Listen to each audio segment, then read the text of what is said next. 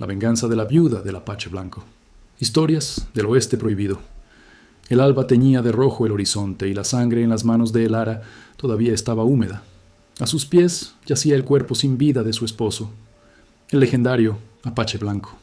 El aire frío del desierto cortaba su piel mientras montaba el leal caballo de su hombre, una bestia tan salvaje y solitaria como lo fue su amo. Hizo una promesa silenciosa, un juramento grabado a fuego en su alma. No regresaría hasta que cada uno de los responsables de aquella traición hubiera pagado su deuda. El olor a pólvora y a pérdida flotaba en el ambiente, una bruma densa que se aferraba a su ropa y a sus recuerdos. El dolor era una cuchilla afilada en su pecho, pero la ira era una hoguera que ardía con más fuerza, una que la mantendría viva en el camino que tenía por delante. El sol apenas se asomaba por las montañas cuando Elara se adentró en la inmensidad del desierto. Dejaba atrás el rancho que había sido su hogar, un refugio de paz ahora profanado por la violencia. El cuerpo de Silas, el Apache Blanco, había quedado atrás, cubierto por una manta raída, esperando la sepultura que ella no podía darle todavía.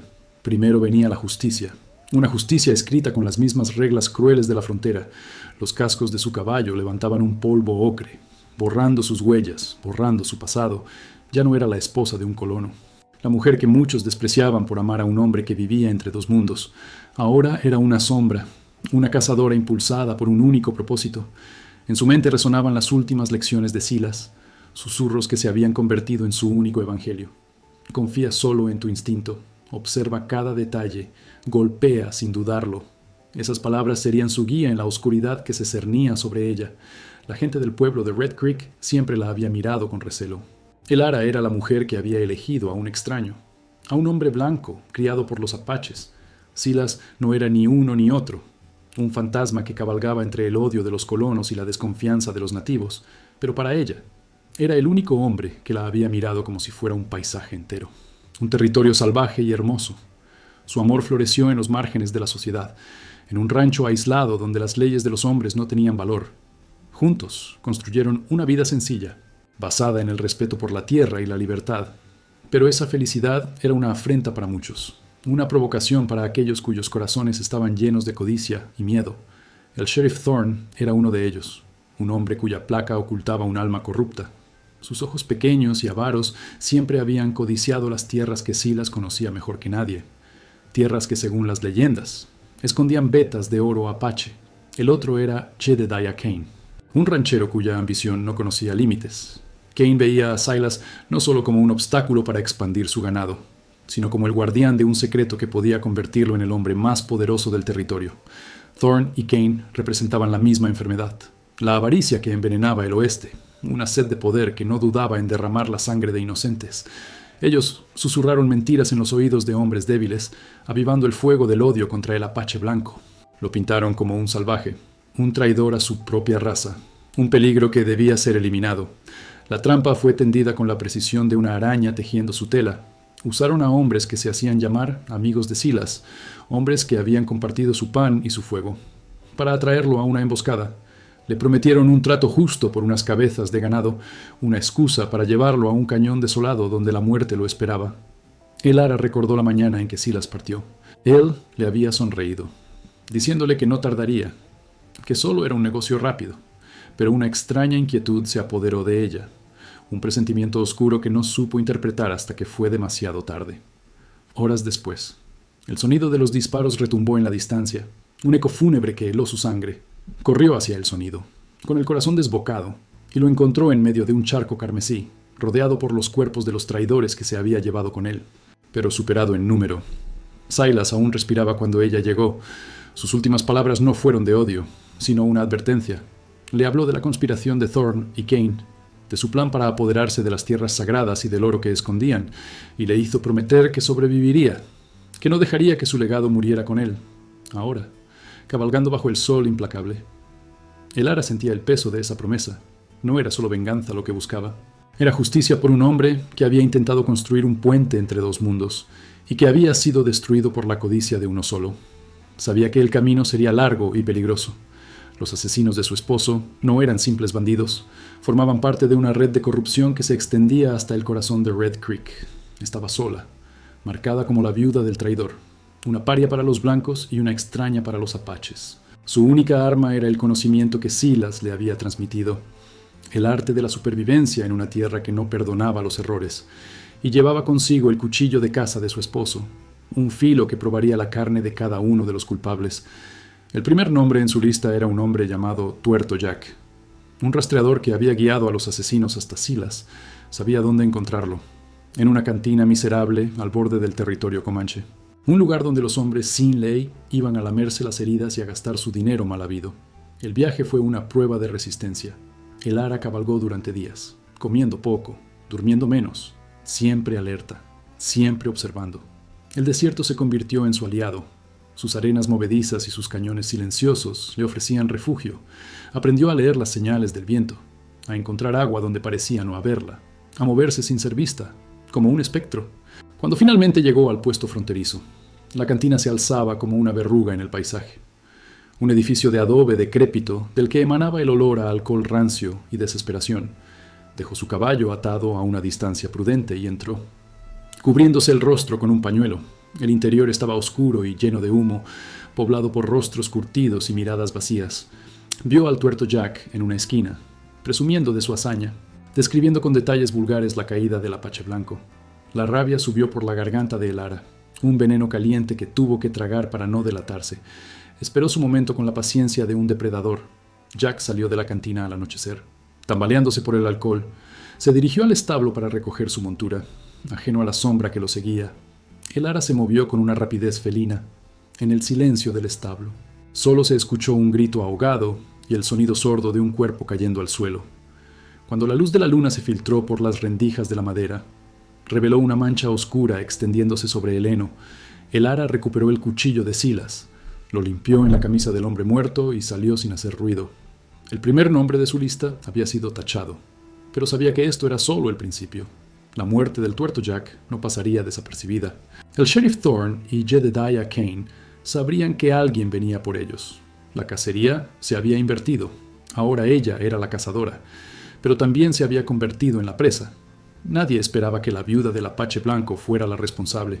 Todos asumieron que había sido una disputa entre forajidos, un ajuste de cuentas común en aquella tierra sin ley.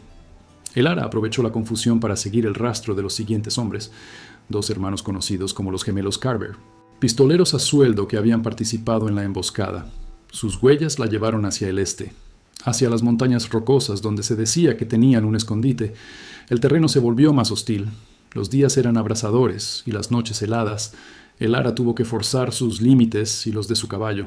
La soledad del paisaje era un espejo de su propia alma, un vasto vacío lleno de dolor y determinación.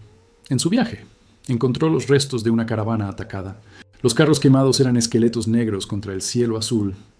Entre los escombros, encontró a un hombre malherido, abandonado a su suerte. Era Mateo, un joven forajido que había formado parte de la banda de los Carver, pero que se había negado a participar en el asesinato de Silas, por lo que sus compañeros lo habían traicionado y dejado morir. El Ara lo miró con desconfianza. Su primer instinto fue dejarlo allí, un buitre más para el desierto. Pero vio en sus ojos algo que reconoció, un destello de arrepentimiento, una chispa de honor en medio de la brutalidad. Además, él conocía el escondite de los Carver, y ella necesitaba esa información. Decidió ayudarlo, a pesar de las advertencias de Silas que resonaban en su cabeza. Le curó las heridas con las hierbas que había aprendido a usar. Compartió con él su escasa agua y comida. No hablaron mucho. Las palabras eran un lujo innecesario en aquel lugar. Se formó entre ellos una alianza frágil, nacida de la necesidad y de un enemigo común. Mateo, agradecido y buscando redimirse, le confirmó la ubicación del refugio de los Carver, un antiguo monasterio abandonado en lo alto de un cañón.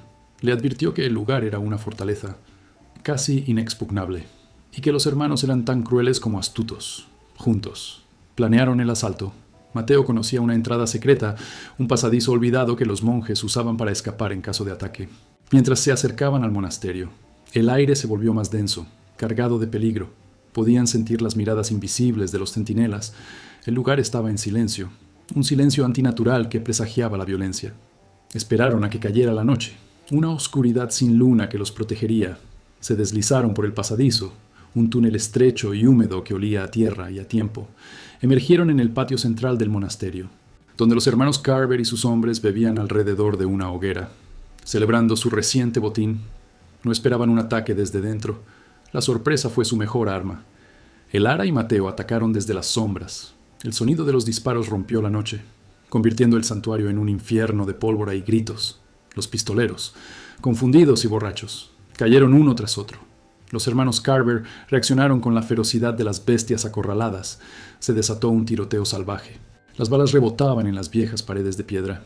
Elara se movía con una gracia letal. Cada uno de sus disparos encontraba su objetivo. La ira le daba una claridad de propósito que nunca antes había conocido. Mateo luchaba a su lado, con una furia desesperada, buscando lavar su pasado con la sangre de sus antiguos camaradas. Finalmente, solo quedaron los dos hermanos. Se enfrentaron a Elara en la capilla en ruinas, bajo la mirada vacía de estatuas de santos decapitados. Fue un duelo brutal y cercano. Elara acabó con uno de ellos con el cuchillo de Silas, mientras Mateo se encargaba del otro en un combate a muerte. Cuando el silencio regresó, el suelo de la capilla estaba cubierto de marcas rojas. Elara había vengado a otros 2 asesinos, pero la victoria tenía un sabor amargo. Mateo estaba gravemente herido, y sabían que el sheriff Thorne no tardaría en enviar a más hombres. El monasterio ya no era seguro. Tuvieron que huir de nuevo, adentrándose aún más en territorio salvaje. La herida de Mateo empeoraba. La fiebre lo consumía. Elara sabía que no sobreviviría mucho tiempo sin ayuda. Fue entonces cuando encontraron a Kyle, un joven huérfano, mitad apache, mitad blanco, que vivía solo en las montañas.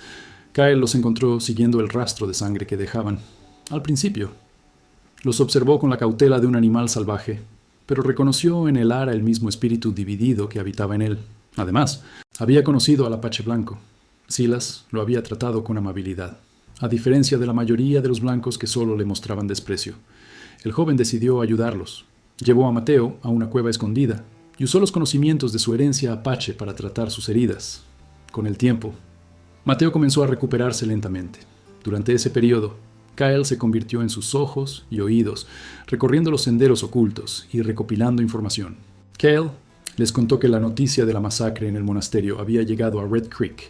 El sheriff Thorne estaba furioso y asustado. Había puesto precio a la cabeza de una misteriosa mujer pistolera, a la que describían como un demonio vengador, Jedediah Kane. Por su parte, había redoblado la seguridad en su rancho, convirtiéndolo en una fortaleza. Estaba claro que el rancho de Kane era el nido de la serpiente, el lugar donde se reunían los conspiradores y donde probablemente guardaban los mapas del oro apache. Elara supo que su siguiente objetivo tenía que ser el rancho de Kane, pero atacar un lugar tan bien defendido era un suicidio. Necesitaban un plan, y necesitaban más aliados.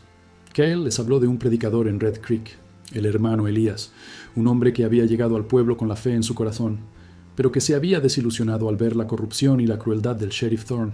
Elías despreciaba a Thorne en secreto, y podría estar dispuesto a ayudarles. El plan era arriesgado. Elara tendría que infiltrarse en Red Creek, un pueblo donde ahora era la mujer más buscada, para contactar con el predicador. Mateo, todavía débil, se quedaría con Kyle en las montañas, listos para actuar cuando llegara el momento.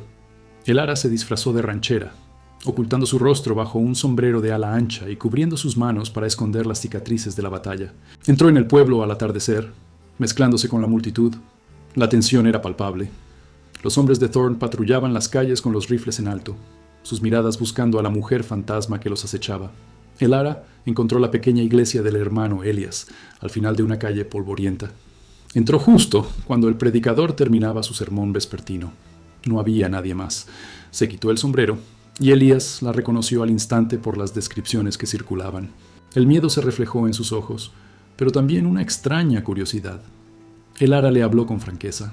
Le contó la verdad sobre la muerte de Silas, sobre la conspiración de Thorne y Kane para robar las tierras apaches. Le habló de la justicia que buscaba, una justicia que la ley corrupta del sheriff nunca le daría. El hermano Elias escuchó en silencio. Su rostro era un campo de batalla entre su fe y su conciencia. Sabía que Elara decía la verdad. Él mismo había sido testigo de las atrocidades de Thorne, de cómo extorsionaba a los colonos y maltrataba a los nativos. La palabra de Dios parecía impotente en aquella tierra de demonios. Después de una larga pausa, el predicador tomó una decisión. Ayudaría, no con un arma, sino con información. Le contó a Elara los detalles sobre las defensas del rancho de Kane, el número de hombres, sus rutinas, y lo más importante, le habló de un cargamento de dinamita que llegaría al pueblo en 2 días, un cargamento que Thorne planeaba usar para abrir una mina en las tierras robadas. Esa dinamita era la clave que necesitaban. Elara regresó a las montañas con la nueva información. Juntos, los 3 proscritos, la viuda, el forajido y el huérfano, trazaron un plan audaz y desesperado. Kyle usaría su conocimiento del terreno para crear una distracción en el lado norte del rancho. Mateo, recuperado lo suficiente para disparar, se posicionaría en un risco para cubrirla desde la distancia, y Elara se infiltraría en el rancho durante la confusión para robar la dinamita y los mapas del oro. El objetivo no era solo la venganza, era destruir la operación de Kane y Thorne desde dentro, exponer su codicia ante todos. La noche del asalto. Una tormenta se cernía sobre las montañas, los relámpagos iluminaban el cielo y el trueno ahogaba el sonido de sus movimientos. Era una señal, una bendición de los cielos furiosos. Kyle inició la distracción con una serie de pequeños incendios que sembraron el pánico entre los guardias de Kane. Mientras los hombres corrían a apagar las llamas, Elara se deslizó por la valla trasera del rancho. Moviéndose como una aparición entre los corrales, encontró el cobertizo donde guardaban la dinamita, tal como el predicador le había indicado. El aire estaba cargado con el olor químico de los explosivos. Mientras recogía los cartuchos, escuchó voces acercándose. Eran Kane y Thorne, discutiendo acaloradamente. Se escondió en la oscuridad, escuchando su conversación. Kane estaba nervioso. La muerte de sus hombres lo había aterrorizado. Quería abandonar el plan, huir con el dinero que ya tenían. Pero Thorne era implacable. Se burló de la cobardía de Kane, recordándole que estaban demasiado metidos como para echarse atrás. Habló de cómo planeaban no solo tomar el oro, sino también exterminar a los apaches restantes, culpándolos de la violencia para justificar una masacre. La sangre de Lara hirvió al escuchar sus palabras. Su misión se volvió aún más clara. No se trataba solo de vengar a Silas, se trataba de salvar a un pueblo de la aniquilación. Cuando Thorne y Kane se separaron, Elara supo que tenía que actuar. Colocó varios cartuchos de dinamita con mechas cortas alrededor del rancho, en puntos estratégicos, el almacén principal, los barracones de los hombres, el pozo. Luego, con los mapas del oro asegurados en su bolsa, se dirigió a la casa principal, donde sabía que encontraría a Kane solo. La confrontación fue rápida y silenciosa. Kane, sorprendido y desarmado, no tuvo oportunidad. Suplicó por su vida, ofreciéndole dinero, poder, todo lo que tenía. Pero Elara no quería nada de eso. Lo miró a los ojos, y él vio en ellos el reflejo de todos sus crímenes. No hubo piedad. El cuchillo de Silas cumplió su propósito una vez más. Elara salió de la casa justo cuando las primeras explosiones sacudían el rancho. El fuego se extendió rápidamente, devorando la madera seca. Las llamas se elevaban hacia el cielo nocturno como dedos acusadores. Los hombres de Kane corrían en todas direcciones, atrapados entre el fuego y los disparos precisos de Mateo desde el risco. El rancho, el símbolo de la codicia de Kane, se estaba convirtiendo en una pira funeraria. Elara se reunió con Mateo y Kyle en el punto de encuentro acordado. A sus espaldas, el rancho de Jedediah Kane era un infierno en la tierra. Habían asestado un golpe devastador, pero la batalla no había terminado. El sheriff Thorne había escapado del caos, y ahora estaría más desesperado y peligroso que nunca. Sabían que volvería a Red Creek, su último bastión de poder, e intentaría usar la ley a su favor para cazarla. La confrontación final era inevitable, y tendría lugar en las calles polvorientas del pueblo que la había condenado. La noticia del ataque al rancho se extendió como la pólvora. El sheriff Thorne regresó a Red Creek con un puñado de hombres leales, el rostro desfigurado por la rabia y el miedo. Se paró en medio de la calle principal y se dirigió a los habitantes del pueblo, los mismos que habían susurrado contra Elara y su esposo, con una voz cargada de falsa indignación. La acusó de ser una asesina despiadada, una salvaje que había traído la guerra y la destrucción a sus hogares. La culpó de la muerte de Kane, un supuesto pilar de la comunidad, y prometió que su justicia sería rápida y ejemplar. Ofreció una recompensa aún mayor por su cabeza, intentando convertir a cada ciudadano en un cazarrecompensas. Pero algo había cambiado en el pueblo. Las explosiones en el rancho de Kane habían sido visibles a millas de distancia, y el hermano Elias había hecho su parte. Había hablado con la gente, no con sermones, sino con susurros, plantando semillas de duda sobre la versión del sheriff. Les recordó la codicia de Kane, la crueldad de los hombres de Thorne, la injusticia que todos habían presenciado en silencio.